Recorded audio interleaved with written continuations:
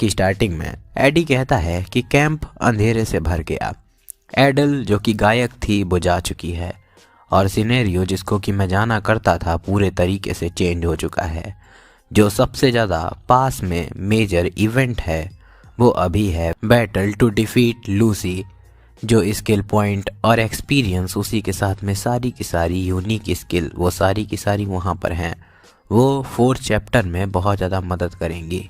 ये सच है कि जो टेलर की ग्रोथ है वो हमेशा ही जितनी ज़्यादा परेशानी होती हैं उसी हिसाब से बढ़ती चली जाती है। मैं ऐसी बेकार सी स्टोरी पर पूरे तरीके से निर्भर नहीं रह सकता हूँ, पर टेलर की ग्रोथ वही मेरे लिए अभी एक तरीके का इंश्योरेंस है। मैं बस उसी पर निर्भर कर सकता हूँ। और बैटल जो कि लूसी के खिलाफ होने वाला है वो एक बहुत ज़्यादा इम्पॉर्टेंट इवेंट है लूसी के लिए भी, ताकि वो ग्रोकेट के बारे में भूल जाए। मेरे हिसाब से अगर अभी मैं उससे बात करूंगा तो फिर मुझे समझ में आएगा आखिर अभी की सिचुएशन क्या है।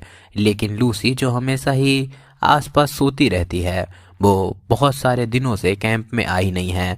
क्या चीज़ें सच में ठीक हैं? ऐसा चलता रहा और एडी को पता नहीं कुछ अलग ही सपना टाइप में आ रहा होता है जिससे वो घबरा करके बैठ जाता है उठ करके और उसे बहुत तेज से पसीना आ रहा होता है। वो बोलता है कि आखिर कितना समय हो चुका है, मुझे पूरे तरीके से याद नहीं है, लेकिन ये सपना मेरा बुरा सपना बन चुका है। अब फाइनल एग्ज़ाम आ रहे हैं, स्कूल ब्रेक वो आने वाला है। क्या ये इस वजह से है क्योंकि आसपास का वातावरण बहुत ज़्यादा रिलैक्सिंग हो गया है? तभी दिखाया जाता है पीछे से कुछ रेड सी एनर्जी डार्क सी एडी की तरफ में बढ़ने लगती है। एडी बोलता है कि मुझे याद आ रहा है उससे पहले जब मैं यहाँ पर आया था, और उसे अपनी पास्ट लाइफ की मेमोरी याद आने लगती है अपने जब वो मिलिट्री में हुआ करता था। और वो बोलता है कि मुझे ये सपने हर दिन आते हैं। दिखाया जाता है सीन शिफ्ट होकर के जहाँ पर जिक्स और एडी की बहन वो लोग बैठे होते हैं और वो बोलती है कि मुझे इन दिनों सच में एडी बहुत ज़्यादा परेशानी में लग रहा है। जिक्स बोलता है कि हाँ वो कहता तो है कि वो ठीक है, लेकिन मुझे इसके बारे में बुरा लग रहा है। हर चीज़ बाहर से देखने में नॉर्मल लग रही है, वो हमेशा ही जैसे बिजी रहता है वैसे ही बिजी है और हमेशा ही वो चीज़ें करता है जिसकी की ज़रूरत है कैंप में करने के लिए। वो नॉर्मली जैसे काम करता है, बहुत अच्छे तरीके से क्लासेस को अटेंड करता है, अच्छे से पढ़ाई करता है। तो ये सिर्फ और सिर्फ अजम्पशन है, लेकिन ऐसा लग रहा है जैसे कि उसके दिमाग में कई सारी चीज़ें चल रही हैं। तानिया बोलती है कि हाँ मैं उसके बारे में चिंता कर रही हूँ। जिक्स बोलता है कि हाँ मुझे भी चिंता हो रही है, लेकिन मुझे किसी और चीज़ के बारे में चिंता हो रही है। इस पे तानिया बोलती है कि तुम्हारा मतलब? तो इस पे जिक्स बोलता है कि जैसा कि तुम जानती हो एडी के रिलेशनशिप कुछ ज़्यादा ही कॉम्प्लिकेटेड हैं। तानिया भी इस पे लूसी, लोरेथेल और जेनिका को याद करने लगती है और बोलती है कि हाँ मुझे पता है। जिक्स बोलता है कि एडी को परेशानी हो अब ये बहुत ज़्यादा कॉमन बन चुका है। सीन शिफ्ट होकर के दिखाया जाता है एडी और जेनिका आसपास बैठे होते हैं और अभी तक जेनिका का विज़न सही तरीके से वापस नहीं आया होता है। जेनिका बोलती है कि मेरे हिसाब से अब मैं लोअर लेवल के स्पिरिट्स को हैंडल कर सकती हूँ। इस पे एडी बोलता है कि हाँ अभी तक तो तुम सही तरीके से देख भी नहीं पा रही थी, क्या तुम सच में अब ठीक हो? इस पे जेनिका बोलती है कि हाँ मैं भी थोड़ा चिंता में हूँ, लेकिन फिर भी मैं अभी ट्राई करने वाली हूँ क्योंकि यहाँ पर तुम हो एडी। मुझे जल्द ही वापस जाना पड़ेगा क्योंकि क्लासेस स्टार्ट होने वाली हैं और एग्ज़ाम्स भी आ रहे हैं। एडी भी बोलता है कि हाँ बिल्कुल सही। और फिर जेनिका खड़ी होती है, स्पेल पढ़ने लगती है। एडी बोलता है कि नॉर्मली जेनिका को अगर लो रैंक की स्पिरिट बुलानी हो तो उसे ये स्पेल्स नहीं पढ़नी पड़ती हैं। और तभी एडी सामने देख करके चौंक जाता है क्योंकि जेनिका ने मग को समन कर दिया होता है। इससे ही वो एकदम लड़खड़ाने लगती है और गिरने लगती है। मग भी चिल्लाता है माय लेडी देख करके, और तब तक एडी जाता है और उसको पकड़ लेता है और बोलता है क्या तुम ठीक हो? और इस पे भाई जेनिका तो पूरी लाल हो जाती है। भाई अबे क्या देख रहे हो, राइटर ने क्या खूबसूरत चीज बनाई है वे, ये आर्ट वर्क है ये क्या है? उसकी आंखों में फैला काजल, बातों से करती घायल, चेहरे का वो, भाई देख रहे हो कितनी प्यारी लग रही है। इसको तो पूरे दिन बैठ करके देख सकता हूँ मेरी जान। I love you Jenica. खैर एडी बोलता है क्या तुम मुझे सुन सकती हो? मग जल्दी जल्दी अंदर जाओ। मग भी चला जाता है और एडी उसके माथे पर हाथ रख देता है और जेनिका बोलती है कि मेरे हिसाब से मैंने कुछ ज़्यादा ही माना का यूज कर लिया। एडी बोलता है ये बहुत ज़्यादा वियर्ड है, क्या तुम पूरे तरीके से रिकवर नहीं हुई हो? और एडी ने उसके माथे पर सर रखा होता है जिस वजह से उसके पसीना आने लगता है और वो एकदम गर्म पड़ जाती है। और एडी बोलता है कि ऐसा लग रहा है तुम्हें बुखार हो चुका है। इसमें जेनिका शर्माते हुए बोलती है कि मेरा मतलब नहीं है, माना की वजह से नहीं है एडी तुम। तब तक कोई पीछे से बोलता है कि वेल मुझे ये पता था, लेकिन ये फिर भी वियर्ड है जब मैं खुद इसको सामने सामने देख रही हूँ। वहाँ पर लोरेटेल आ जाती है जो कि बहुत ज़्यादा गुस्सा होती है और वो बोलती है कि मैं यहाँ पर एडी को देखने के लिए आई थी। मैंने अपने आप को पहले से तैयार भी कर रखा था कि मैं ऐसी कोई चीज़ देख सकती हूँ, लेकिन फिर भी किसने ही सोचा था तुम सच में यहाँ पर सेटल हो चुकी हो। मुझे जल्दी से जल्दी इसकी एक अच्छी एक्सप्लेनेशन चाहिए कि आखिर ये क्यों हुआ। जेनिका बोलती है कि क्या ये तो लोरेटेल की आवाज़ है ना? लोरेटेल उसके पास में जाती है और बोलती है कि जेनिका तुमसे मिलकर के अच्छा लगा। जेनिका बोलती है कि हाँ ये तुम ही हो लोरेटेल, मैं अब एडी के साथ मूव हो रही हूँ, अब हम लोग एक साथ रहने वाले हैं। इस पे लोरेटेल गुस्से में बोलती है कि क्या एक साथ रहने वाले हो? तुम्हें ये बोलना चाहिए कि तुम उसकी पड़ोसी बनने वाली हो, समझ में आया? वेल मैं आज यहाँ पर एडी को देखने के लिए भी आई थी, उसी के साथ में उसे एक इम्पॉर्टेंट इन्फॉर्मेशन देने के लिए आई थी। एडी बोलता है कि क्या इम्पॉर्टेंट इन्फॉर्मेशन, आखिर किस बात पर? तो इस पे लोरेटेल बोलती है कि एडी मुझे नहीं पता कि आखिर तुम्हारे फाइनेंस अभी कैसे हैं, लेकिन मैं तुम्हें कहना चाहूँगी कि तुम अगले सेमेस्टर के लिए जो भी सामान है उसको जल्दी से जल्दी खरीद लो। एडी बोलता है कि क्या इतनी जल्दी? मुझे पता है अभी अगर खरीदेंगे तो ये सस्ता मिल जाएगा, लेकिन अभी तो ब्रेक्स भी नहीं स्टार्ट हुए हैं। इस पे लोरेटेल बोलती है कि इससे मतलब नहीं है कि वो आगे जा कर के कितने एक्सपेंसिव हो जाएंगे, बल्कि बात यह है कि जैसे ही ब्रेक खत्म होंगे उसके बाद में तुम्हें मार्केट में कुछ भी मिलेगा ही नहीं। वेल तुम्हें भी ये इम्पोर्टेंट इन्फॉर्मेशन सुनने को मिल चुकी है, इस समय पर तुम लकी हो जेनिका। जेनिका बोलती है कि हाँ आखिर अब मैं एडी के आसपास ही रह रही हूँ, तो फिर तुम्हें स्पेसिफाई करने की ज़रूरत नहीं है, क्योंकि जब तुम उसको बताओगी तो मैं सुन ही लूँगी, लेकिन फिर भी थैंक यू। और वहाँ पर एडी भी इसको देख करके चौंका हुआ होता है कि आखिर जेनिका इतना ज़्यादा ऑड बिहेव क्यों कर रही है, लेकिन फिर भी लोरेटेल इससे तो गुस्सा नहीं ही होगी। भाई लोरेटेल एकदम बिल्कुल उसको आग लग गई होती है। वो बोलती है कि तुम मुझे गुस्सा दिला रही हो, चलो ठीक है आज के लिए मैं वापस जा रही हूँ, लेकिन ये जगह सच में बहुत ज़्यादा अच्छी है, आसपास की हवा इतनी अच्छी है, उसी के साथ में यहाँ पर पास में ही एक झरना भी बह रहा है। अब मुझे समझ में आता है कि लूसी यहाँ पर क्यों आकर के सोया करती है। इस पे जेनिका बोलती है कि क्या, और राइटर बोलता है कि जेनिका की आंखें पूरे तरीके से रिकवर नहीं हुई थी, लेकिन उसने वो चीज क्लियरली देखी, लोरेटेल कैचलन की इविल स्माइल।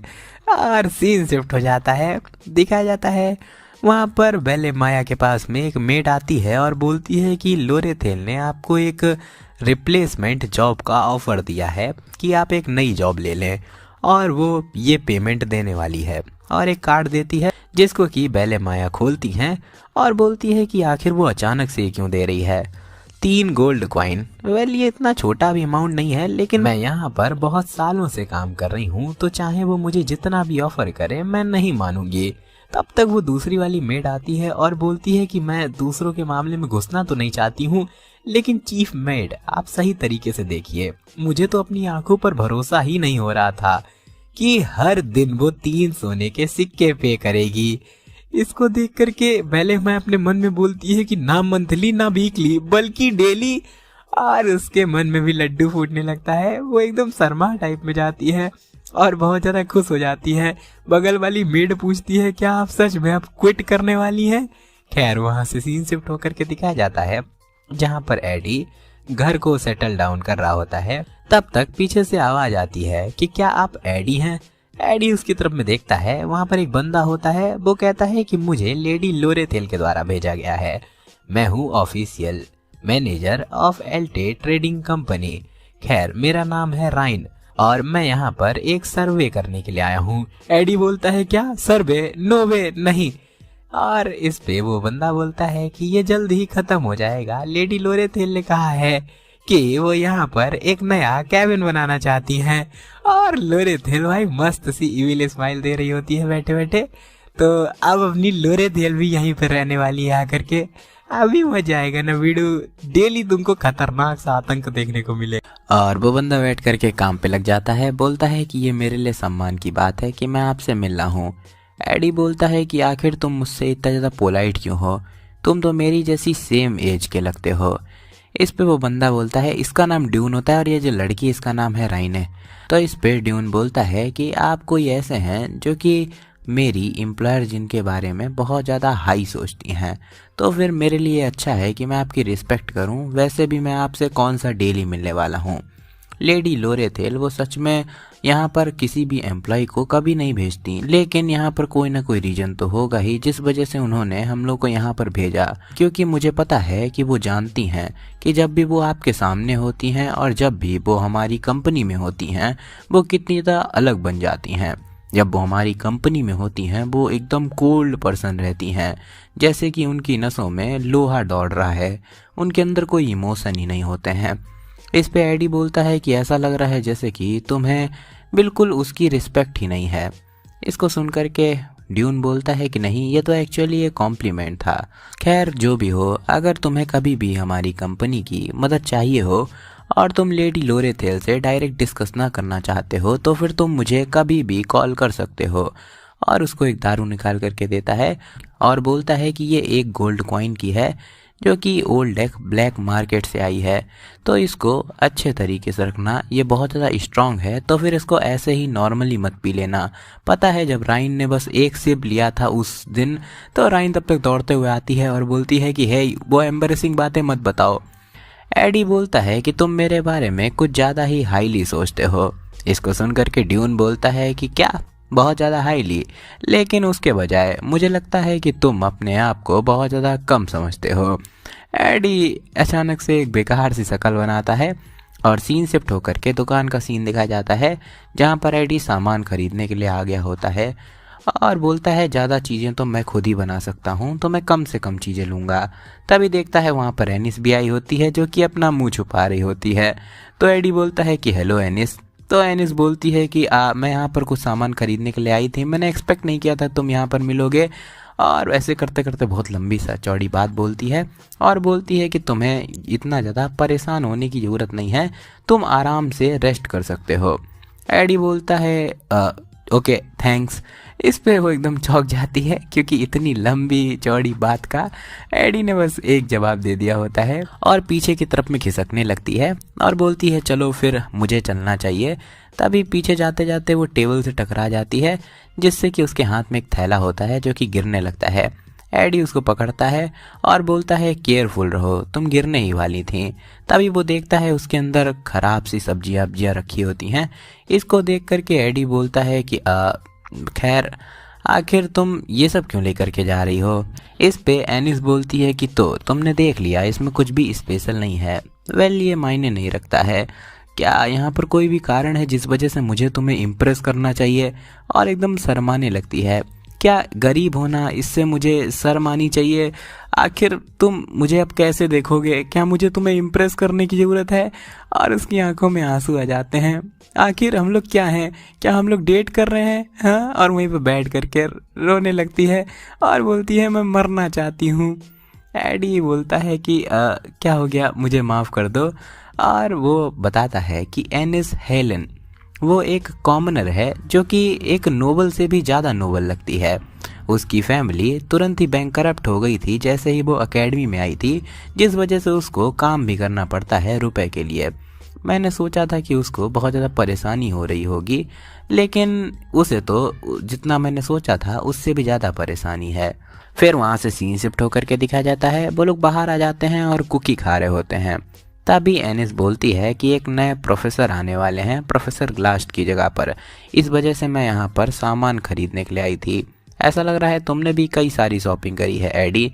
एडी बोलती है कि हाँ, मैंने देखा कि प्राइजेस बहुत ज़्यादा बढ़ रहे हैं स्कूल में, इसी वजह से मैं जा कर के सामान खरीद रहा था।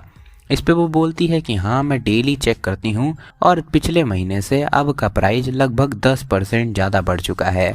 एडी बोलता है क्या तुम ये डेली करती हो? इस पे वो बोलती है कि हाँ, चिल्ला करके। तुम्हें लगता है क्या मैं कुछ ज़्यादा ही करती हूँ? इस पे एडी बोलता है कि नहीं, वेल मुझे लगता है कि हम दोनों एक जैसे ही हैं एनिस। और अपने मन में सोचता है अगर तुम बीमार पड़ जाते हो तो तुम काम नहीं कर पाओगे, जिस वजह से तुम्हारी डॉर्मेटरी तुमसे छीन ली जाएगी और तुम एकेडमी को और ज़्यादा अटेंड नहीं कर पाओगे। और ऐसी स्ट्रेसफुल लाइफ से लगातार गुजरना, मुझे सच में अभी भी समझ में नहीं आता है कि आखिर वो ये कैसे कर लेती है। सर्वाइवल, इसका मतलब सबके लिए सेम नहीं होता है। जैसा कि मेरे लिए कि मैं जंगलों में रहता हूँ, कैबिन में, और नेक्स्ट सिनेरियो की तैयारी करता रहता हूँ। और वहीं पर एनिस हेलन के लिए ये एकेडमी एक जंगल है, पूरे तरीके से वाइल्ड लोगों से भरा हुआ जंगल। एनिस स्माइल करती है और बड़े प्यारे तरीके से बोलती है थैंक यू, और वहाँ से उठ करके जाने लगती है और बोलती है कि एक्चुअली मुझे भी तुम्हारे बारे में सेम ही लगा था जब हम लोग पहली बार मिले थे। एनीवे, मुझे नेक्स्ट सेमेस्टर के लिए कुछ ना कुछ खरीद लेना चाहिए इससे पहले कि चीज़ें और ज़्यादा महंगी हो जाएं। खैर कुछ भी हो, पक्का ही इसके पीछे एल्टे ट्रेडिंग कंपनी ही होगी जो कि प्राइजेस को इतना ज़्यादा बढ़ा सकती है। ऐसा ही चलता रहा तो फिर वो लोग पक्का ही स्टूडेंट काउंसिल में क्लैश करेंगे। खैर मुझे नहीं पता कि आखिर वो लोग किस वजह से ये सब कर रहे हैं। मुझे पक्का पता है कि उनके पास में कोई ना कोई प्लान होगा, क्योंकि एल्टे कंपनी की लीडर वो पक्का ही मुझसे तो होशियार ही होगी। चलो ठीक है, मैं यहाँ पर जा रही हूँ, बाय बाय।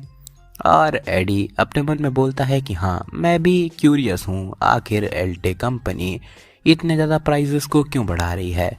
और अगर तुम क्यूरियस हो किसी चीज़ के बारे में तो उसके बारे में जानने का सबसे आसान तरीका है कि जाकर उनसे डायरेक्टली ही पूछ लो। और दिखाया जाता है वहाँ पर लोरेथेल भी आ गई होती है और उस ड्रिंक को पकड़े बैठी होती है और बोलती है कि एक्सपेंसिव का मतलब ये नहीं होता है कि ये और ज़्यादा अच्छी हो जाए। एडी बोलता है कि वो मेरी है, तुम्हें पता है ना। इसको सुन करके लोरेथेल बोलती है कि वेल ये मेरी तरफ से आई है। ड्यून कभी कभी फंड्स में से कुछ चोरी किया करता था और ऐसे ही सामान को खरीदा करता है। उसको ये पता नहीं है कि मुझे ये पता है कि वो फंड में चोरी कर रहा है। इस पे एडी बोलता है कि तो फिर आखिर तुम उसे कुछ कह क्यों नहीं रही हो। इस पे लोरेथेल बोलती है कि इस वजह से, क्योंकि अगर वो आगे कोई भी गलत चीज़ करता है तो मैं इस सबूत को उसके खिलाफ यूज कर पाऊँ। खैर ये मेरी बुरी आदत है, जब तक मेरे पास में कोई इंश्योरेंस नहीं है तब तक मैं किसी पर भी भरोसा नहीं कर सकती हूँ। ये बहुत ज़्यादा वियर्ड होगा ये कहना कि तुम स्पेशल हो, लेकिन मुझे तुम्हारे बारे में कुछ भी नहीं पता चला। इसका मतलब क्या हो कि हम लोग एक दूसरे को अपनी वीकनेसेस बताएं। मुझे पक्का पता है तुम्हें बहुत कुछ पूछना होगा। दिखा जाता है सीन शिफ्ट होकर के प्रोफेसर डॉर्मेट्रीज का, जहाँ पर वो लोग टहलते टहलते इतनी ज़्यादा दूर आ गए होते हैं और वहाँ पर बहुत ज़्यादा शांति होती है। इस वजह से फाइनली एडी पूछता है कि ये जो क्लासिकल सी स्कीम है ये बिल्कुल भी तुम तो यूज नहीं करती हो, आखिर इसका मतलब क्या है। आखिर तुम सप्लाईज को इतना ज़्यादा महंगा क्यों कर रही हो। इस पे लोरेथेल बोलती है कि हाँ वेल मैं ही हूँ जो कि यहाँ इस आइसलैंड पे इतनी ज़्यादा आसानी से प्राइसेस को कंट्रोल कर सकती हूँ, लेकिन मैंने कभी सोचा नहीं था कि तुम एल्टे कंपनी के इंटरनल मैटर्स से क्यूरियस हो गए। क्या तुम मेरे बारे में चिंता कर रहे हो। एडी बोलता है कि वेल, लेकिन लोरेथेल को तब तक समझ में आ जाता है कि एडी क्या बोलने वाला है, तो वो बोलती है कि ऐसी सिचुएशन में तुम्हें ये कहना चाहिए कि तुम्हें चिंता है, इवन भले ही तुम्हें चिंता ना भी हो। लेकिन एडी कुछ उल्टा ही बोलता है। वो बोलता है कि हाँ मैं तुम्हारे बारे में चिंता कर रहा हूँ। इसको सुन करके लोरेथेल शॉक हो जाती है और बोलती है कि तो फिर क्या हम लोगों को सीक्रेट्स ट्रेड करने चाहिए, और बहुत ज़्यादा प्यारी लग रही होती है। इस पे एडी बोलता है कि आखिर तुम यहाँ पर क्या प्लान कर रही हो। इस पे लोरेथेल बोलती है कि मैंने तुमसे कहा ना कि हम लोग एक दूसरे को अपनी वीकनेस बताएंगे। अगर तुम मुझे तुम्हारी बताओगे तो फिर मैं तुम्हें बताऊं कि आखिर मैं प्राइजेस को इतना ज़्यादा क्यों बढ़ा रही हूँ। इस पे एडी बोलता है कि वीकनेस, और शांत हो जाता है। फिर बोलता है कि वेल तुमने मुझसे एक बार पूछा था क्या तुमने किसी को मारा है। मैंने जवाब दिया था नहीं, मैंने नहीं मारा है। इस पे लोरेथिल बोलती है कि हाँ, इसको तो 1 साल हो चुका है, आखिर तुम अचानक से इस चीज को क्यों ला रहे हो। एडी बोलता है कि मैंने तुमसे झूठ बोला था, मैंने किसी को मारा है, वो भी इतने सारे लोगों को जिनको गिना भी नहीं जा सकता है, बहुत सारे लोग, और बहुत ज़्यादा, मतलब एक तरीके से डेंजरस लग रहा होता है। और कहता है कि ये तुम्हारे ऊपर है कि तुम उस पर भरोसा करो या फिर ना करो, लेकिन मैं एक समय पर एक ऐसी बैटलफील्ड में था जो कि बहुत ज़्यादा दूर थी, जहाँ पर तुम खींच लिए जाते हो एक जंग के अंदर में और देखते हो कई सारे लोगों को मरते हुए। उसमें से कई सारे ऐसे होते हैं जिनकी कि तुम्हें मदद करनी थी लेकिन तुम कर नहीं पाते हो, स्पेशली वो लोग जिससे तुम डेली बातें करते हो और जिनके साथ समय बिताते हो, जिनको कि बोला जाता है कॉमरेड्स। पहले तो तुम ज़बरदस्ती किसी न किसी तरीके से उनको जिंदा रखने की कोशिश करते हो, इवन भले ही तुम्हें पता है कि तुम थक करके गिर जाओगे, लेकिन फिर भी तुम उनकी बॉडी को ले करके भागने की कोशिश करते हो। और कभी कभी तुम ऐसे कॉमरेड को देख करके खड़े हो जाते हो जो कि लगभग मरने वाला है, अपनी आंखों को फाड़ते हुए देखने लगते हो जब वो अपनी आखिरी सांसें ले रहा है, लेकिन इवेंचुअली तुम ये करना छोड़ देते हो क्योंकि तुम खुद भी बहुत ज़्यादा बिजी हो अपने आप को सरवाइव करवाने के लिए। इवन भले ही ये तुम्हें अंदर से तोड़ देता है, एक दिन तुम्हें रियलाइज होता है कि तुम पूरे तरीके से अनइमोशनल हो गए हो, इवन अपने नज़दीक वालों की मौतों से भी, क्योंकि तुम्हारे हाथ खुद ब खुद रंगे हुए हैं खुद के सर्वाइवल से। जब तुम पूरे तरीके से सर्वाइवल इंस्टिंक्ट से भरे होते हो तो फिर तुम्हारे सेंसेस बहुत ज़्यादा शार्प हो जाते हैं। सर्वाइविंग सिर्फ और सिर्फ यही चीज़ तुम्हारे सर के अंदर रहती है, लेकिन एक बार जब तुम बैटलफील्ड छोड़ देते हो तो तुम्हें समझ में आता है कि अब कोई तुम्हें हर्ट करने वाला नहीं है और साथ में तुम्हारे वो लोग भी नहीं हैं जिनके साथ तुम खुश रहा करते थे। और अगर बाई चांस तुम किसी को बचा भी लेते हो तो एक सवाल आता है कि तुमने इतने सारे लोगों को इग्नोर करके मार डाला है और ये चीज़ें तुम्हें हमेशा ही याद आती हैं। अगर मैंने उनको इग्नोर नहीं किया होता तो शायद से मैं उनको भी बचा सकता था, मैं ही हूँ जिसने कि उन लोगों को मारा है। तो मैं एक कंक्लूज़न पे आता हूँ और वो सारे के सारे कैरेक्टर जो कि इस सिनेरियो में हैं जिनको मैं इन्फ्लुएंस कर सकता हूँ, तो मैंने अपने आप से चाहे झूठ बोला हो या फिर कुछ भी किया हो, मैंने एक चीज़ डिसाइड करी कि मैं किसी के भी साथ में कॉमरेड नहीं बनूंगा। और इन दिनों मैं इस चीज़ को सही तरीके से सुलझा नहीं पा रहा हूँ, इसी वजह से मैं बहुत ज़्यादा डिप्रेस रहने लगा हूँ, यही मेरी कमजोरी है। और फिर थोड़ी देर की शांति के बाद में लोरेथिल बोलती है, मेरे हिसाब से जैसा कि मैंने प्रॉमिस किया था, मुझे भी तुम्हारा जवाब देना चाहिए। तुमने मुझसे पूछा कि आखिर मैं स्कूल की सप्लाईज और बुक्स को क्यों खरीद रही हूँ और प्राइस क्यों बढ़ा रही हूँ। वेल, मुझे एक रिपोर्ट पता चली है कि एक चूहा हमारी ट्रेडिंग कंपनी के अंदर आ चुका है, तो हम लोग बस उसे पकड़ना चाहते हैं। कुछ समय से हम लोग के जो भी लॉक्स हैं सही तरीके से मेंटेन नहीं हो पा रहे हैं, इसका मतलब कोई ना कोई है जो कि चोरी कर रहा है। एडी बोलता है कि क्या वो बंदा तो नहीं है ड्यून, वो इवन अल्कोहल भी लेकर के आया था तुम्हारे चुराए हुए फंड से। इसको सुन करके लोरेथिल बोलती है कि नहीं, ड्यून इतना ज़्यादा बोल्ड नहीं है, वो बस छोटी छोटी हेरा फेरी करता है। मेरे हिसाब से कोई ना कोई और है जो कि ड्यून से भी ज़्यादा बुरा है, और जब हम लोग प्राइस बढ़ाएंगे तो फिर वो बंदा अपने सामान को मुझसे पहले बेचेगा और भागने की कोशिश करेगा, तब हम लोग उस चूहे को पकड़ लेंगे और शायद से मैं फिर से किसी को मारूं। इस पे एडी थोड़ा सा चौंक जाता है। लोरेथिल बोलती है कि उस समय पर हम लोगों ने कुछ ऐसी बातें की थी ना कि क्या तुमने किसी को मारा है, तो तुमने कहा था नहीं। वेल, मैंने भी अपने खुद के हाथों से तो किसी को नहीं मारा है, लेकिन अगर मैं इस तरीके से देखूं कि कितने लोगों को मैं बचा नहीं पाई हूं, तो फिर मैं भी हूं जिसने कि बहुत सारे लोगों को मारा है, क्योंकि मैं कोई ऐसी हूं जो कि लोगों पर ध्यान नहीं देती है, बल्कि मैं मतलब रखती हूं कि मेरे अकाउंटिंग लेजर में कितने रुपए हैं। वेल, मैं गोल्डन डॉटर जो हूँ, लेकिन क्या हर कोई ऐसा नहीं है। एक मर्चेंट जिसने कि देखा एक बच्चे के टैलेंट को और उसके पेरेंट्स को घूस दी ताकि वो उस लड़की को अपनी अडॉप्टेड डॉटर बना पाए। वो गरीब पेरेंट जिनको कि डेली के 1-2 पैनी ही मिला करते थे, जो कि बेकार सा खाना खाया करते थे, अंत में उनको भी नहीं पता था कि वो उस इन्फॉर्मेशन को लीक ना कर दें, इस वजह से वो भी मार दिए जाएंगे। जब उनकी डॉटर उनसे छीन ली जाएगी, वो बेकार से लोग। और जो भी हो, लेकिन क्या तुम्हें पता है कि मैं कितने रुपए में बेची गई थी? जब उन लोगों ने मुझे बेचा था 3 सोने के सिक्कों में। ऐसा लगता है कि ये कल की बात है जब मैं 3 सोने के सिक्कों में बिक गई थी, और आज मैं कोई ऐसी हूँ जो कि 3 सोने के सिक्के डेली ही किसी को भी दे देती हूँ, सिर्फ और सिर्फ इसलिए ताकि वो उस एक इंसान को स्काउट करे जिसको कि मैं पसंद करती हूँ। ये कुछ ज़्यादा ही फनी है ना? इस पे एडी बोलता है कि फिर भी 3 सोने के सिक्के एक दिन के लिए क्या ये कुछ ज़्यादा ही नहीं है?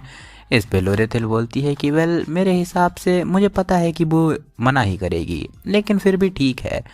जब मैं यहाँ पर उस चूहे को पकड़ने की कोशिश कर रही हूँ, उसी के साथ में ड्यून को भी मेंटेन कर रही हूँ, जो कि कभी भी हम लोग को पीछे से धोखा दे सकता है। इनमें से मुझे कोई भी चीज़ परेशान नहीं करती है, क्योंकि सच बताऊं तो फिर मैं उनसे कुछ एक्सपेक्ट ही नहीं करती हूँ, मैं उन पर भरोसा ही नहीं करती हूँ। तुम इसका कारण जानते हो ना? एडी बोलता है कि हाँ, क्योंकि तुम ये नहीं चाहती हो कि तुम डिसअपॉइंट हो जाओ। लोरेथिल बोलती है कि हाँ, इसी वजह से मैं हमेशा ही अकेली रहती हूँ, यही मेरी वीकनेस है। एडी बोलता है कि तो शुरू से ही वो कारण जिस वजह से तुमने अपना बिजी शेड्यूल से इतना टाइम निकाला, उसी के साथ में यहाँ पर मेरे साथ में वॉक करने के लिए आई। इसको सुनकर के लोरेथिल बोलती है कि हाँ, मेरे कान बहुत ज़्यादा अच्छे हैं, शायद से जो नॉर्मल लोग हैं उनसे तो मैं ज़्यादा ही सुन सकती हूँ। इस पे एडी अपने मन में बोलता है कि ऐसा लगता है कि उसने वो र्यूमर सुने जहाँ पर मैं इन दिनों कुछ ज़्यादा ही डिप्रेस लग रहा था। और लोरेथिल बोलती है कि अपेरेंटली जो भी नोबल बच्चे होते हैं वो लोग शादी से पहले एक दूसरे को अपनी वीकनेसेस बताते हैं, ताकि आगे जा कर के उनकी जो क्लोजनेस है बहुत ज़्यादा बढ़ जाए। अकेडमी रात में बहुत ज़्यादा शांति भरी हुई है, जहाँ पर अकेडमी जो कि रात में बहुत ज़्यादा शांत है, एक ऐसी जगह जहाँ पर बहुत ज़्यादा भीड़ भाड़ रहती है। ऐसा लगता है जैसे कि तुम दुनिया में अकेले हो। तो एडी बोलता है कि हाँ, बिल्कुल ऐसा ही फील हो रहा है। लोरेथिल बोलती है कि खैर, मेरे लिए तो ये दिन में भी ऐसा ही रहता है, लेकिन फिर भी कभी कभी तुम्हें ऐसी फीलिंग चाहिए होती है, तुम ये जानते हो है ना? कभी कभी पूरे तरीके से अकेलापन। एडी बोलता है कि हाँ, ये कंफर्टेबल होता है। इस पे लोरेथिल भी बोलती है कि हाँ, मैंने तुमसे कहा था ना, हम दोनों सेम हैं। फिर वहाँ से सीन शिफ्ट हो जाता है, अगले दिन का सीन दिखाया जाता है, जहाँ पर बेले माया लोरेथिल के पास आती है और माफ़ी मांगती है कि आप डेली के जितने रुपए दे रही हैं वो बहुत ज़्यादा हाई है, लेकिन फिर भी मैं ऑफिस हॉल में काम करने को अपना प्राइड मानती हूँ। ऑफ कोर्स मुझे कई बार अच्छे तरीके से ट्रीट नहीं किया जाता है, लेकिन फिर भी मुझे पसंद है ऑफिस हॉल की रिस्पॉन्सिबिलिटी लेना। इसको सुनकर के लोरेथिल नौटंकी करते हुए बोलती है कि डेली के 3 गोल्ड के कॉइन, सच में ये एक बहुत ज़्यादा बोल्ड ऑफर था, लेकिन आप रुपए के बदले में अपने प्राइड को नहीं छोड़ सकती हैं। तो फिर क्या ख्याल है एक साइड जॉब एग्रीमेंट को लेकर के? इस पे बेले मैं बोलती है कि क्या एक साइड जॉब एग्रीमेंट, आखिर ये क्या है? इस पे लोरेथिल बताती है कि मैंने सुना कि आप जेनिका के पास जाती हैं और उसको नर्स के तरीके उसकी मदद करती हैं। बस रेगुलरली मेरे पास भी आ जाया करिएगा और सेम चीज़ मेरे लिए भी कर दिया करिएगा।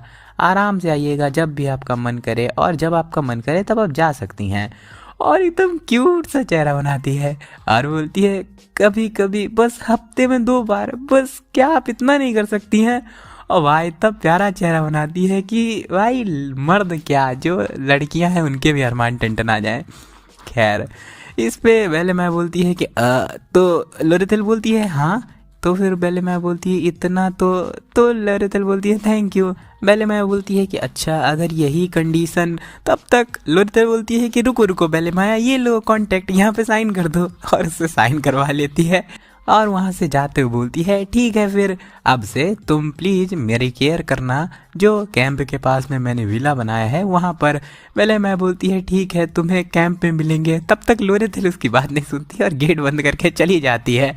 जिस पे पहले मैं बोलती है कि एक साइड जॉब 1 गोल्ड कॉइन में, इवन उसके पास में पहले से कॉन्टेक्ट तैयार था। 1 सेकेंड मेरे साथ खेल लिया गया है भाई। लोरेथिल ऑन टॉप, मतलब कितनी खतरनाक बंदी है यार, मतलब ब्यूटी विद ब्रेन, समझ रहे हो? खैर, एडी बोलता है कि अभी बस 2 ही दिन हुए हैं जब से मैं शांति में बैठा हूँ बिना कुछ काम करते हुए, लेकिन अब ये देखने के बाद में कि सभी लोग बिजी होकर के अपना काम कर रहे हैं, मुझे भी रियलिटी में वापस आना पड़ा कि मेरी एकेडमी लाइफ अभी तक ख़त्म नहीं हुई है। मैंने सोचा कि अब मैं और ज़्यादा डिप्रेस नहीं रहूँगा। सच बताऊँ तो मेरे पास में इतना टाइम ही नहीं है, क्योंकि फाइनल सीजन जल्दी आने वाला है। मुझे और ज़्यादा जल्दी करनी होगी और स्टाफ को तैयार करना पड़ेगा। फिर मैं भी वैकेशन पर जल्दी ही जा पाऊँगा। मैं उससे पहले ही सारी की सारी प्रिपरेशन कर लूँगा ताकि मैं जो चेंज हुआ सिनेरियो है उसको फेस कर पाऊँ। दिखा जाता है तान्या का सीन, उसके पास में उसके फादर का एक लेटर आता है जिसमें लिखा होता है कि मैंने सुना कि जो अभी छुट्टी होने वाली है उस समय पर स्टूडेंट अपने घर लौटेंगे और आराम से वहाँ आराम करके वापस सिल्वेनिया लौटेंगे। तो अगर पॉसिबल है तो तुम भी आना और साथ में एड रोड टेलर को भी अपने साथ लेकर के आना। तान्या जैसे ही इसको पढ़ती है वो तुरंत ही बहुत ज़्यादा घबरा जाती है और इस पे पीछे से मेड बोलती है आप बहुत ज़्यादा थकी हुई लग रही हैं, क्या हुआ? तान्या बोलती है नहीं मैं ठीक हूँ। और तान्या अपने मन में बोलती है पहले ही मेरी एल्टे ट्रेडिंग कंपनी के साथ में एक लड़ाई चल ही रही है, अब फादर भी यहाँ पर आ चुके हैं और बहुत ज़्यादा परेशान होती है। अगले दिन दिखाया जाता है वो बहुत ज़्यादा थके हुए बोलती है कि मेरा सर दर्द हो रहा है। तब तक सामने देखती है वहाँ पर लूसी होती है और तान्या और लूसी वो दोनों एक दूसरे को देख करके घबरा करके पीछे हट जाते हैं। और तान्या फिर बोलती है हेलो लूसी, क्या तुम्हें कुछ कहना है मुझसे? इस पे लूसी अपनी टोपी पकड़ती है और बोलती है कि और अपना मुंह टोपी से छुपाते हुए बोलती है सॉरी आखिरी बार के लिए, मैंने एक गलती कर दी थी। तो तान्या घबरा कर बोलती है नहीं नहीं तुम पहले भी माफ़ी मांग चुकी हो, इसको दोबारा करने की ज़रूरत नहीं है। आज का मौसम बहुत ज़्यादा अच्छा है ना, ये बहुत ज़्यादा परफेक्ट है सोने के लिए। क्या तुम ब्रदर के कैंप पे जा रही हो आज भी? इस पे लूसी बोलती है कि नहीं मैं कुछ दिनों से वहाँ पर नहीं गई हूँ। तान्या बोलती है ओ सच में, लेकिन क्यों, आखिर ऐसा क्यों? इस पे लूसी बोलती है कि जब मैं कहीं पर भी सो जाया करती हूँ ये बहुत ज़्यादा वियर्ड हो जाता है, मेरी स्कर्ट गंदी हो जाती है और मैं पूरे तरीके से गंदगी से भर जाती हूँ, मेरे बाल भी उलझ जाते हैं, मैं अच्छी नहीं दिखती हूँ और बहुत ज़्यादा शर्मा रही होती है। इसको देख करके वो सीनियर मेड उसी के साथ में तान्या दोनों ही शॉक हो जाते हैं और अपने मन में बोलते हैं कि वो लूसी मैरियाल वो सच में अपने लुक्स के बारे में परेशान हो रही है, आखिर ये कैसे हो सकता है? और लूसी बोलती है कि मैं कल उसके कैंप साइट जाने को सोच रही हूँ, वहाँ पर इतने दिनों से ना जाने पर अब मेरा मन हो रहा है वहाँ पर जाने का। और बहुत ज़्यादा शर्मा रही होती है भाई, अब ये क्यों ये राइटर इतने पूकी मोमेंट दिखा रहा है हर किसी के। खैर फाइनली तुरंत सीनियर मेड बोलती है चिंता मत करो लूसी, तुम बहुत ज़्यादा खूबसूरत हो, लेकिन कल मैं अपनी सीनियर मेड के टाइटल की शपथ खाती हूँ कि मैं तुम्हें जैसा तुम बेस्ट से बेस्ट दिख सकती हो वैसा बनाऊंगी। और बताया जाता है इसकी प्राइमरी ड्यूटी तो है कि ये स्टूडेंट को असिस्ट करे, लेकिन इसकी सेकेंडरी ड्यूटी है कि ये लव एडवाइस देती है। इसको पता है कि आखिर कौन किससे प्यार करता है, कैसे प्यार करता है। इसको देख करके लूसी थोड़ी सी परेशान हो जाती है। फिर वहाँ से सीन शिफ्ट हो जाता है, दिखाया जाता है एक पक्षी बैठा होता है, वो बहुत ज़्यादा घबरा जाता है क्योंकि वो उसी तरफ बैठा होता है जहाँ पर लूसी ने अपना होम बनाया होता है, मतलब झोपड़ी बनाई होती है। और जेनिका बहुत गुस्से में उधर तरफ देख रही होती है, बहुत ज़्यादा गुस्से में। तब तक वहाँ पर कई सारी हवाएं चलने लगती हैं और एनर्जी का एक गोला बनता है और वहाँ पर फाइनली अपनी मेरिल्डा आ जाती है। भाई मेरी वाइफू मेरिल्डा बोलती है ओ कैसा लगा? इस पे एडी बोलता है कि तुम्हें अब ह्यूमन फॉर्म में समन करने में उतनी ज़्यादा दिक्कत नहीं हो रही है।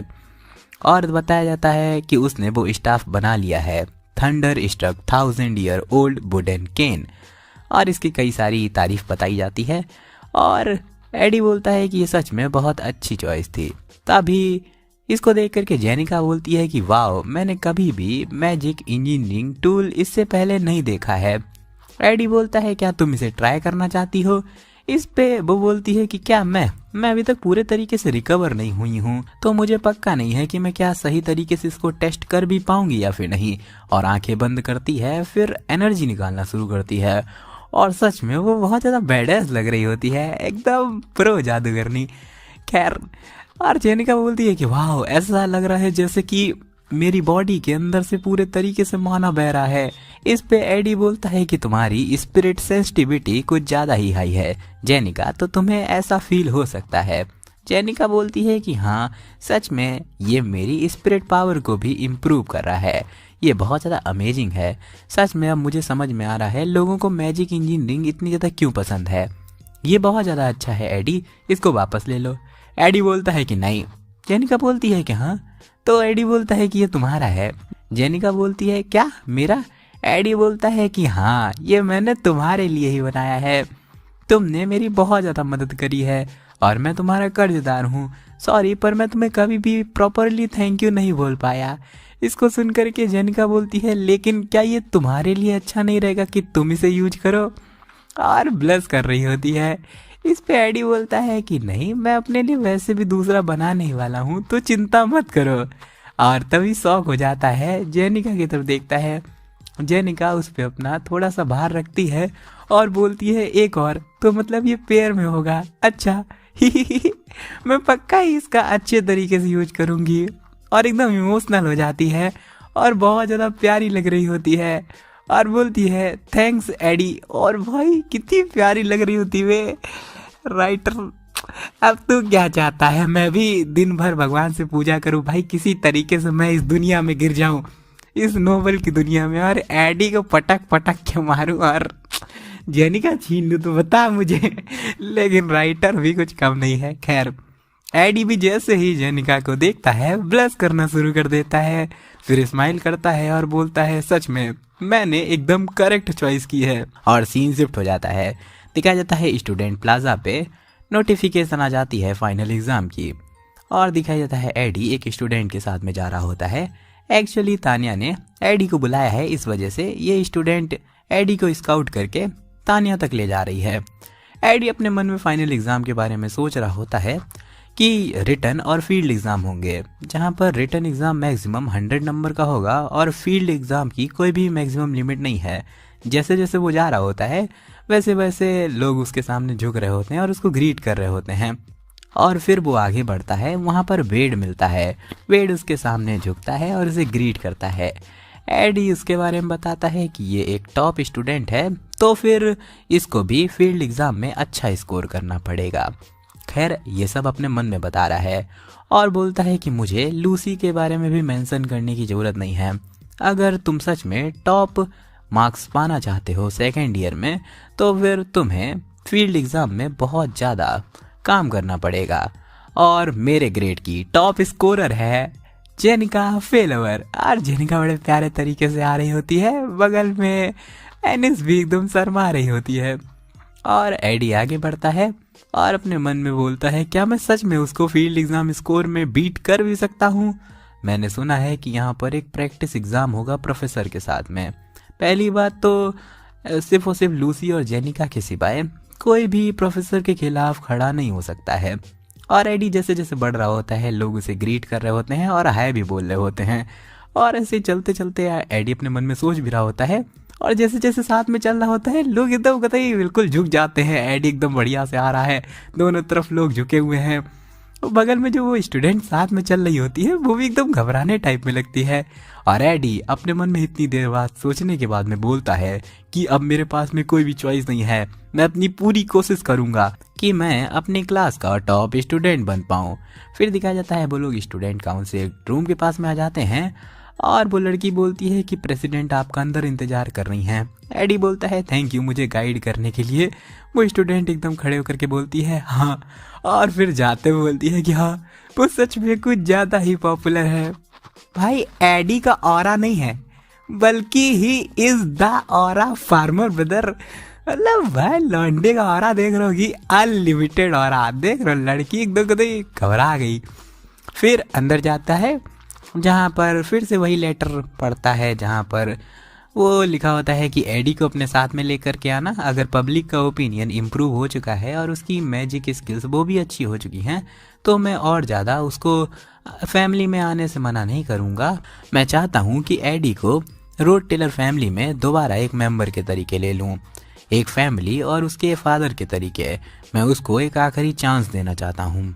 एडी को ये बोल देना कि हम लोग आर्विन को एक बार खो चुके हैं, तो मैं तुम्हारे साथ में सेम चीज़ नहीं करना चाहता हूँ। वेल, आर्विन एडी और तानिया का बड़ा भाई था, ठीक है। अगर वो आना चाहे तो फिर रोड टेलर फैमिली के दरवाजे हमेशा ही उसके लिए खुले हुए हैं। और ये लेटर आया होता है क्रैपिन रोड टेलर की तरफ से। और तानिया बोलती है कि बहुत टाइम हो चुका है जब से फादर ने मुझे लास्ट बार एक लेटर भेजा था। फादर ने तुम्हें माफ़ कर दिया है और वो चाहते हैं तुम दोबारा से वापस आ जाओ। एडी बोलता है कि हाँ, ये तो बहुत अच्छी बात है। तानिया कहती है कि मैं तुम्हारे एक्सप्रेशंस देख के बोल सकती हूँ कि ऐसा तो बिल्कुल भी नहीं है। तुम इसको देख करके ज़्यादा खुश तो नहीं लग रहे हो।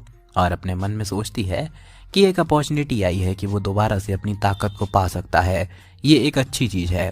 लेकिन फादर ने भाई को असैसिनेट करने की कोशिश करी थी, लेकिन अब वो इसको दोबारा से वापस चाहते हैं। नहीं, ये क्लियरली एक ट्रैप है। और चिल्ला करके बोलती है कि मैं घर पर अकेले जाऊंगी और फादर को बोलूं। तब तक एडी बोलता है कि नहीं, चलो ब्रेक में दोनों एक साथ चलते हैं। और उस लेटर को जलाते हुए बोलता है कि मेरे भी कुछ ना कुछ खुद के प्लान है। So brother is going to continue his aura farming. फिर बताया जाता है कि एक कहानी जो कि अब बस हिस्ट्री की किताबों का एक हिस्सा बन के रह गई है। उस समय पर क्लियोल एम्पायर डेमी ह्यूमंस के खिलाफ जंग पे था और डेमी ह्यूमंस की फोर्सेस क्लियोल एम्पायर के कैपिटल तक पहुंच चुकी थी। उस समय पर सामने से जो लोग एम्परर की आर्मीज को लीड कर रहे थे, ओबेल फोर्सेस और 3 यंग मेजेस जिन्होंने उनकी मदद करी। पहला द ग्लास्ट सीकर, दूसरा जीलैन द कार्वर और तीसरा द आउटकास्ट कैलेड। तो वो आउटकास्ट जो कि हिस्ट्री की किताबों में गायब हो रहा था, वो फाइनली सिल्वेनिया एकेडमी में लौट आया है। आखिर वो प्रोफेसर के तरीके क्यों लौटा, खैर कौन जाने। फिर दिखाया जाता है वहाँ पर अपनी क्लियर आती है और अंदर की तरफ जाती है। दिखाया जाता है जो प्रोफेसर कलार्ड होता है वो पता नहीं कुछ एसेंस जैसे जला करके बैठा होता है और बोलता है कि एग्ज़ाम 3 दिनों के अंदर में है, हम लोगों को बैटलफील्ड तैयार करनी पड़ेगी। इसको सुन करके कैलेट बोलता है कि जो भी तुम्हारे पास में है उन्हीं का यूज करके कुछ बना दो। इस पे वो बोलती है कि नहीं, ये फाइनल एग्ज़ाम है जहाँ पर हर स्टूडेंट पार्टिसिपेट करता है, हम लोग को कुछ तो करना पड़ेगा। इस पे प्रोफेसर बोलता है कि तुम ऐसा करो, जल्दी जल्दी जाओ और तुम्हें तुम्हारी लैब में जो भी समझ में आता है वो चीज़ उठाओ, उसके हिसाब से एक अपना बैटलफील्ड बना दो। समझ में आया? ये मेरे लिए अच्छा ही रहेगा कि मैं ना इसमें इंटरफेयर करूं। तो इस पे क्लियर अपनी थकते हुए जाने लगती है और कहती है ठीक है। वहीं पर वो प्रोफेसर कैलेट अपने मन में सोचता है कि आखिर मैंने इनकी बात क्यों मान ली, आखिर मैं ग्लास्ट की जगह पर आने के लिए क्यों मान गया। वेल, मुझे लगता है कि अब ये मायने नहीं रखता है क्योंकि मैं आ चुका हूँ। दिखाया जाता है तभी वहाँ पर एडी जाता है बेले माया के पास में और बेले माया पूछती है कि आखिर तुम यहाँ पर क्यों आए हो। एडी बोलता है क्या मैं ऑफिलिस हॉल में टेम्परेली जा सकता हूँ। इसको सुनकर के बेले माया बोलती हैं कि सच बताऊँ तो फिर नहीं, लेकिन तुम भरोसेमंद हो, अगर तुम मुझे अपना पर्पज बताओगे तो फिर मैं तुम्हें ये अथॉरिटी दे सकती हूँ। और एडी बोलता है कि और अपने मन में बताता है कि मैंने उनसे कुछ भी नहीं छुपाया जो कि मुझे चाहिए था। और वो जो सीनियर मेड होती है वो दौड़ते हुए जाने लगती है और एडी बोलता है कि वो कारण जिस वजह से आज मैं यहाँ पर आया हूँ वो इस वजह से ताकि मैं आगे के जो भी डेंजर्स हैं उनके लिए तैयार हो पाऊँ, क्योंकि जब मैं रोड टेलर मैंसन में जाऊँगा वहाँ पर कई सारे डेंजर होंगे, क्योंकि मैं उसके द्वारा एक बार एकेडमी में मारा जा चुका हूँ। सच बताऊँ तो फिर मैं हर एक चीज़ का यूज करना चाहता हूँ जो कि मेरे पास हैं, पर अगर अब मैं रोड टेलर फैमिली पर ऐसे ही अटैक करूँगा जो कि रॉयल फैमिली जिसका सपोर्ट करती है, पक्का ही मैं एक गद्दार कहलाया जाऊंगा। और बेले माया उसको अंदर आने के लिए बोल देती हैं। एडी बताता है कि ओरिजिनली वो इंसान जो कि उसके खिलाफ खड़ा था वो थी प्रिंसेस फोनिया। प्रिंसेस फोनिया ने अपनी अथॉरिटी और इंसाइट का यूज किया ताकि वो सच को बाहर निकाल पाए, और वही थी जिसने कि एक ऐसा कारण बनाया ताकि उसको वो अपनी गद्दी से गिरा पाए, जैसे कि इंसानों को सेक्रीफाइस करना, फॉरबिडन रिसर्च करना और एविल गॉड के साथ काम करना। पर अब वो कुछ भी नहीं कर रही है। प्रॉब्लम यही है। सबसे पहली बात कि वो इवन स्टूडेंट काउंसिल प्रेसिडेंट भी नहीं बनी, तो यहाँ पर कोई भी कारण नहीं है कि वो रोड टेलर फैमिली के खिलाफ खड़ी हो। तो अगर ऐसी बात है तो फिर मुझे वो कारण खुद ब खुद बनाना पड़ेगा। इसका सबसे अच्छा तरीका है कि मैं मैंसन के अंदर घुस जाऊं और उसके बाद मैं खुद ब खुद अपनी इन्वेस्टिगेशन करूं। पर अगर मैं तैयार होकर के नहीं गया तो शायद से मैं वहाँ पर मारा जा सकता हूँ। वो जगह पूरे तरीके से क्रैपन रोड टेलर के अंडर कंट्रोल में है, लेकिन फिर भी मैं बहुत देर से चल रहा हूँ। तभी बेलेमाया बोलती है कि जब एग्ज़ाम शुरू होंगे क्या तुम कैंप के कामों से कुछ समय के लिए छुट्टी लेने वाले हो? इस पे एडी बोलता है कि वेल, मैं बेसिक्स तो करूँगा ही। और बेलेमाया बोलती है कि अच्छा, तो ऐसी बात है। एडी अपने मन में बोलता है कि आखिर क्या हुआ, बेलेमाया ने ये क्वेश्चन क्यों पूछा? ये क्लियरली मेड का पैसेज है। क्या ऐसा हो सकता है कि इवन हम लोग एक लंबा रास्ता ले रहे हैं लेकिन फिर भी वो मुझे और ज़्यादा छुपे हुए रास्ते से ले जाना चाहती है, जिससे कि कभी स्टूडेंट्स को पता ही ना चले कि मैं यहाँ पर आया भी था। और बेलेमाया बोलती हैं कि चलो चलते हैं। एडी बोलता है कि सच में ये कितनी ज़्यादा थॉटफुल है, लेकिन फिर भी आखिर हम लोग इतना धीमे क्यों चल रहे हैं? और पूछता है कि आखिर हम लोग इतना धीमे क्यों चल रहे हैं? इस पे बेलेमाया बोलती है कि वेल, मेरे पास में एक इम्पॉर्टेंट क्वेश्चन है और वो बहुत ज़्यादा ज़रूरी है। इस पे एडी बोलता है कि बताओ क्या है। इस पे बेलेमाया बोलती है कि खैर, उसको बोलना थोड़ा मुश्किल है, क्या तुम मुझे थोड़ा समय दे सकते हो सोचने के लिए? ये ऐसे ही कर रही होती है, तभी देखती है वहाँ पे वो सीनियर मेड आती है और अपना थंब दिखाती है। बेलेमाया फिर बोलती है उसको देख करके, कुछ भी नहीं, आ जाओ मेरे साथ में। और आगे वो लोग अब तेज चलने लगते हैं। एडी अपने मन में बोलता है कि मैंने ये डिसाइड किया, मैं क्रैपन रोड टेलर को तानिया के थ्रू रिप्लाई दूंगा। उसने लिखा होता है, थैंक यू मुझे ये अपॉर्चुनिटी देने के लिए। मेरे आंसू निकल आए। मैं अपने पापों के लिए बहुत ज़्यादा दुखी हूँ और मैंने बहुत ज़्यादा काम किया है एक अच्छा इंसान बनने के लिए। मैंने कई सारे कनेक्शंस बना लिए हैं रोड टेलर फैमिली के, जो कि नाम को अच्छे तरीके से बयां कर पाएँ। मैं चाहता हूं कि मैं अपनी स्किल्स को आपके सामने प्रूव कर पाऊं और मैं अपने जो सबसे नज़दीक के एलाइज हैं उनको भी आपसे इंट्रोड्यूस कर पाऊं। और अपने मन में बोलता है कि वेल, मुझे ये कहने की ज़रूरत ही नहीं है कि आखिर मेरे पास में सबसे ज़्यादा भरोसेमंद इंसान कौन है, लूसी मैरियाल। और वो लूसी के कमरे में आ जाता है, खोलता है। लूसी भाई बहुत प्यारे तरीके से एकदम बैठी होती है, सुंदर तरीके से। तो अब तो तुम्हें समझ आ ही रहा होगा कि आखिर ये लोग इतना धीमे धीमे क्यों लेकर के आ रहे थे एडी को, क्योंकि अपनी लूसी को तैयार जो करना था जाने मन। और लूसी बोलती है कि हाय। वहीं पर बेलेमाया बोलती हैं कि ऐसा लगता है कि वो जैसे यूजुअली ड्रेस करती है वैसे ही ड्रेस करके बैठी हुई है। और एडी बोलता है कि खैर, तुम बहुत दिनों से कैंप पे नहीं आई हो, क्या तुम बिजी हो? इस पे लूसी बोलती है कि नहीं, ऐसा कुछ नहीं है। तो एडी बोलता है कि तुम जब कैंप पे आती हो उससे अभी पूरे तरीके से अलग लग रही हो। तो अच्छा, तुम ऐसी हो, मैंने ये एक्सपेक्ट नहीं किया था। खैर, ये तुम्हें बहुत ज़्यादा सूट कर रहा है, मैं सरप्राइज हूँ। एकदम लूसी शर्मा जाती है। और बेलेमाया बोलती है, तुमने कहा तुम्हें कुछ काम है, आखिर क्या है एडी? एडी बोलता है, लूसी, जब हमारे एग्ज़ाम ख़त्म हो जाएंगे तो क्या तुम मेरे घर आओगी और चलो मेरे फादर को एक साथ ग्रीट करते हैं चल करके।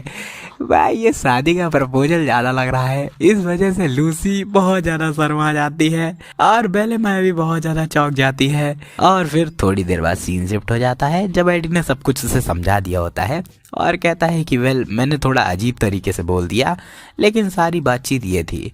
एनीवे, मैं अपनी ज़िंदगी यहाँ पर दांव पे लगा रहा हूँ। ऑफ कोर्स ये एक ऐसी जर्नी होने वाली है जो कि मुझे रोड टेलर मैंसन में लेके जानी है और मुझे बहुत ज़्यादा इसमें टाइम भी लगेगा। तो इस वजह से मैं तुमसे ये फेवर चाहता हूँ और मैं ये फ्री में नहीं चाहता हूँ। मैं ये सिर्फ और सिर्फ इस वजह से तुम्हें बता रहा हूँ क्योंकि मैं सिर्फ तुम पे ही भरोसा करता हूँ। मैं जो क्रैपन रोड टेलर है उसको उसकी राजगद्दी से हटाना चाहता हूँ। मुझे पता है ये पूरे तरीके से एक रेवेलियन है, मतलब कि उसके खिलाफ एक जंग, लेकिन फिर भी मैं ये करना चाहता हूँ। मैं किसी भी हालत में रूट टेलर फैमिली का हेड अब अपने फादर को नहीं बने रहने देना चाहता हूँ। लूसी बोलती है कि तो क्या तुम्हारा मोटिव बदला है? एडी इस पे थोड़ी देर के लिए शांत हो जाता है, फिर कुछ देर बाद सोच के बोलता है कि मैं बस सरवाइव करना चाहता हूँ। जब मेरे फादर ने मुझे फैमिली से निकाल दिया था तो फिर बाद में उन्होंने मुझे हार्म करने की कोशिश करी थी।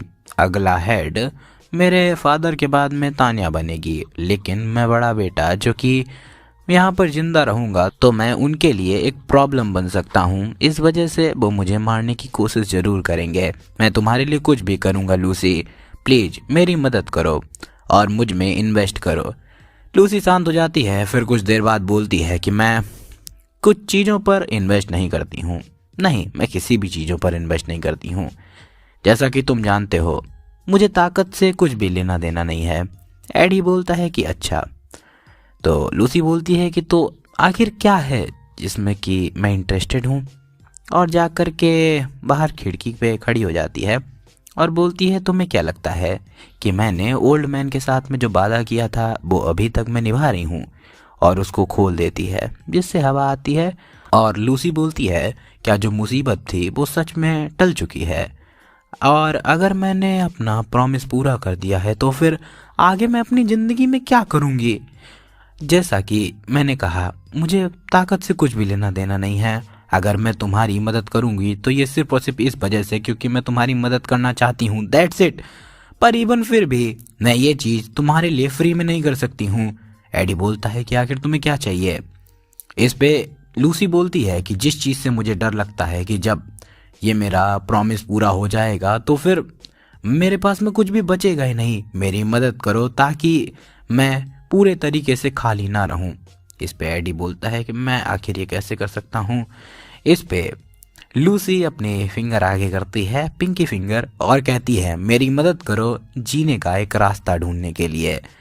और बहुत आइकॉनिक सा सीन होता है। एडी अपने मन में बोलता है कि उसके जो शब्द हैं वो सच में बहुत ज़्यादा गूढ़ और सच्चाई से भरे हुए हैं। ये पहली बार है कि मैंने उसका यूजुअल चेहरा देखा है। वो ना तो रो रही है ना ही हंस रही है, यही उसका असली चेहरा है। और अगर मैंने यहाँ पर उससे ये वादा नहीं किया तो पता नहीं उसके एक्सप्रेशन कैसे होंगे। और वो सांस लेता है, देखता है लूसी बहुत ज़्यादा शर्मा जाती है क्योंकि एडी ने उसकी पिंकी फिंगर पकड़ ली होती है। और फिर कुछ देर की शांति हो जाती है। लूसी कुछ बड़बड़ाती है और देन तुरंत जाकर के अपने एडी के गले लग जाती है। और एडी बोलता है कि वेल, मैं कभी भी नहीं समझ पाऊंगा कि आखिर लूसी के लिए ये प्रॉमिस कितना ज़्यादा मायने रखता है, लेकिन फिर भी लूसी और उसको गले लगा लेता है और बोलता है कि उसने उसके बाद में कुछ समय तक मुझसे कुछ भी नहीं कहा, बस वो मेरे गले लगे रही। फिर वहाँ से हम लोग को सीन शिफ्ट होकर के दिखाया जाता है जहाँ पर वो लोग क्लासरूम में होते हैं और एडी बोलता है कि अब से तुम और मैं दोनों दुश्मन रहने वाले हैं। इसको सुनकर के जेनिका बोलती है कि आखिर क्यों, आखिर हम लोग दुश्मन क्यों? इस पे एडी बोलता है कि नहीं, उतना ज़्यादा सीरियस नहीं है। मेरा कहने का मतलब ये था कि अब मैं अपना बेस्ट ट्राई करने वाला हूँ, इस बार टॉप स्टूडेंट बनने का। और याद करते हुए कहता है कि जिस दिन से मैं अवेकन हुआ हूँ इस दुनिया में तो मेरा गोल यही था कि मैं एकेडमी से ग्रेजुएट होऊंगा और फिर सरवाइव करूँगा। और ये करने के लिए मुझे बहुत ज़्यादा महंगी ट्यूशन फ़ीस देनी पड़ती है, लेकिन ग्रोकेट फाउंडेशन स्कॉलरशिप, उसी के साथ में लोरेथेल के साथ में जो मैंने आइटम्स का ट्रेड किया था, इस वजह से अभी तक मैं सब कुछ आराम से सह पा रहा था। लेकिन ये ग्रेजुएशन तक नहीं चल पाएगा। पर एक बार जब मैं टॉप स्टूडेंट बन जाऊंगा तो मुझे ट्यूशन फ़ीस की दिक्कत नहीं लेनी पड़ेगी। उससे पहले मैं सिंपली कहीं भी इस चीज़ के लिए कैपेबल नहीं था कि मैं टॉप स्टूडेंट बन पाऊँ, लेकिन अब मैं फाइनली टॉप बनने की कोशिश कर सकता हूँ। इसको सुनकर के जेनिका बोलती है कि ओ मेरी, अच्छा तो तुम्हें टॉप मार्क्स चाहिए। मेरे हिसाब से अगर मैं थोड़ी सी भी कमज़ोर पड़ गई तुरंत तुम मुझसे अच्छा स्कोर कर दोगे। एडी आसपास देखते हुए बोलता है कि ज़्यादातर लोग जेनिका को छोड़ करके यहाँ पर सब एवरेज ही हैं, लेकिन मैं जेनिका से कंपेयर नहीं कर सकता हूँ जब स्पिरिट आर्ट्स की बात आती है। लेकिन मैंने बहुत ज़्यादा हैवी सब्जेक्ट को अच्छे से याद कर लिया है, जैसे कि हिस्ट्री और मैजिक इंजीनियरिंग। और जेनिका बोलती है कि मैं तुम्हें ये आसानी से नहीं लेने दूंगी, मेरे होम टाउन में लोग बहुत ज़्यादा गर्व करते हैं कि मैं एक टॉप स्टूडेंट हूँ। एडी बोलता है कि हाँ ठीक है, और फाइनल एग्ज़ाम शुरू हो जाता है और फिर सीन शिफ्ट हो जाता है। फर्स्ट एग्ज़ाम ख़त्म हो जाता है और दिखाया जाता है क्लेयर। उनकी हालत पूरे तरीके से ख़राब होती है क्योंकि उन्होंने ही अकेले 3 रात जग करके खुद पूरे के पूरे पेपर बनाए होते हैं। और क्लेवियस वो बहुत ज़्यादा दुखी होता है कि आखिर मैंने पहले एग्ज़ाम में बेसिक शॉर्ट्समैन टेक्स्ट बुक के जो भी क्वेश्चन थे वो कैसे गलत कर दिए। मैं स्टूपिड हूँ, मैं चूतिया हूँ, ऐसे कह कह के वो डिप्रेस हो रहा होता है। तभी वहाँ पर एल्विरा आती है और बोलती है तुम्हें इतना ज़्यादा डिप्रेस होने की ज़रूरत नहीं है, तुम फील्ड एग्ज़ाम में अच्छे मार्क्स स्कोर कर सकते हो। और वो जाती है और बोलती है कि वेल मैं कुछ पोषण लेना चाहती थी, इस वजह से प्रोफेसर के पास आई थी। इसको सुन कर के एनिस बोलती है कि वेल तुमने सबसे ज़्यादा गलत टाइम चूज़ किया। असिस्टेंट प्रोफेसर वो बहुत दिन से सोई नहीं थी तो अभी उनकी आंखें भी नहीं खुलनी हैं। तब तक क्लेवियस बोलता है कि मेरे घोड़े लग गए, मैं टॉप स्पॉट को खोने वाला हूँ। एडरोड टेलर तुम भी सोचते हो कि मैं बिल्कुल बेकार हूँ, है ना? एल्विरा बोलती है कि ये बकवास करना बंद करो और अपने सीनियर से ऐसे बात मत करो, और उसके सर पे चढ़ करके उसको कूटने लग जाती है। भाई एल्विरा भी मस्त कैरेक्टर है। एनिस बोलती है कि आखिर तुम्हारा एग्ज़ाम कैसा गया एडी? एडी बोलता है कि वेल मैंने सब कुछ अच्छा किया, और याद करते हुए बोलता है कि पहले तो वेल मैं कभी भी जब से यहाँ पर आया हूँ पढ़ना मैंने छोड़ा ही नहीं है, और अभी तक जेनिका और मेरे जो एग्ज़ाम का डिफरेंस देखा जाए तो इतना ज़्यादा नहीं था। अगर मैं थोड़ा सा और मेहनत करूँगा तो फिर मैं जीत सकता हूँ। मुझे एलिमेंटल स्टडीज़ फील्ड एग्ज़ाम में स्कोर अच्छे करने पड़ेंगे, और रूल्स के अनुसार जो फील्ड एग्ज़ाम है वो एक प्रोफेसर के खिलाफ डुअल होता है। हमारा जो अपोनेंट होना चाहिए वो असिस्टेंट प्रोफेसर क्लियर होना चाहिए, लेकिन देख करके लगता तो नहीं है कि ये कल कुछ भी कर पाएंगी। एनिस बोलती है कि किसी न किसी दूसरे प्रोफेसर को आना पड़ेगा मदद के लिए। तब तक वहाँ पर कैलेड आता है और बोलता है कि मेरा नशा उतर रहा है, असिस्टेंट प्रोफेसर क्लियर। इस पे क्लियर तुरंत उठती है और बोलती है कि हाँ प्रोफेसर कैलेड। तो इस पे कैलेड बोलता है कि मैं बस अभी मुझे डीन ने बहुत ज़्यादा अड़काया है कि आखिर मैं सारा का सारा काम तुम पे क्यों डाल रहा हूँ। मुझे ये कहा गया है कि मुझे कुछ ना कुछ करना पड़ेगा। क्या उन लोगों को लगता है कि वो लोग मुझसे कुछ भी कह सकते हैं? वो लोग इस वजह से कुछ भी कह रहे हैं क्योंकि वो डीन है, ऐसी की तैसी। तो इस पे क्लेयर बोलती है मुझे माफ़ कर दो। तो कैलेड बोलता है कि नहीं नहीं, मुझे लगता है कि अगर मुझे रुपए मिलने हैं तो मुझे कुछ ना कुछ काम तो करना ही चाहिए। कल फील्ड एग्ज़ाम है ना? चलो ठीक है, कल का सारा एग्ज़ाम मैं हैंडल कर लूँगा। चलो देखते हैं, तुम एडरोड टेलर हो, है ना? एडी बोलता है कि हाँ। तो इस पे कैलेड बड़ा ही एक्साइटेड होते हुए बोलता है कि क्या तुम मुझसे फाइट करना चाहोगे? और देन सीन शिफ्ट हो जाता है, अगले दिन का सीन दिखाया जाता है। अरीना में सभी लोग बात कर रहे होते हैं क्या प्रोफेसर और थर्ड ईयर का एडी वो फाइट करने वाले हैं। उधर देखो E1 स्टूडेंट काउंसिल प्रेसिडेंट भी यहाँ पर आई हैं, और हाँ चीफ सेक्रेटरी जिक्स और डाइक भी यहाँ पर आए हुए हैं। तान्या अपने मन में बोलती है मुझे नहीं लगता कि एडी किसी भी हालत में जीत पाएगा। यहाँ पर लूसी के सिवाय कोई भी प्रोफेसर के सामने खड़ा ही नहीं हो सकता है। मेरे बिजी शेड्यूल के बाद में भी आखिर मैं यहाँ पर क्यों आई? बस मैं अपने भाई को ज़्यादा चोट नहीं लगने दे सकती हूँ क्योंकि उसे घर भी वापस लौटना है। और प्रोफेसर उसी के साथ में एडी दोनों एक दूसरे के सामने आ जाते हैं। प्रोफेसर तैयार हो जाता है अटैक करने के लिए, और तान्या बताती है कि जब प्रोफेसर कैलेड वो वॉर में थे, इनका दूसरा टाइटल था the mad dog. Professor attack कर देता है तो एडी भी उसके अटैक को काउंटर करता है। इस पे प्रोफेसर कहते हैं कि बहुत अच्छे, तुम्हारी फायर पावर बुरी नहीं है, और एक इनकांटेशन करने लगते हैं जिससे कि बहुत ज़्यादा इलेक्ट्रिसिटी वहाँ पर आने लगती है। एडी बोलता है कि ये एक बेसिक मैजिक नहीं है, ये होता है मिड रैंक का लाइटनिंग मैजिक फ्लैश, जिससे बहुत ज़्यादा बड़ा अटैक होता है। एडी कुछ भी देख नहीं पाता है। तो इस पे प्रोफेसर बोलते हैं कि तुम्हारी रिएक्शन स्पीड अच्छी है, लेकिन बच्चे ये गलत बात है। तब तक प्रोफेसर एक अटैक करते हैं बेसिक मैजिक से, तो एडी भी अपने बेसिक डिफेंस स्पेल खोल लेता है, फिर फायर अटैक करता है, जिससे कि प्रोफेसर बोलते हैं कि तुम्हारी प्रोफिशिएंसी बेसिक मैजिक के साथ बुरी नहीं है। तब तक एडी उस पर एक और अटैक कर देता है। तो प्रोफेसर बोलते हैं कि तो तुम मेरा विजन ब्लॉक कर रहे थे इग्निशन से, और उससे अटैक से पीछे हट जाते हैं। और वो बोलते हैं कि तुम एक अच्छे स्टूडेंट हो, तुम जल्द ही चीज़ें सीख लेते हो। क्या तुम उस तरीके के बच्चे हो जो कि हर दिन घर पे जाता है और देखता है कि आखिर उसने आज क्या सीखा। वेल, बहुत अच्छे।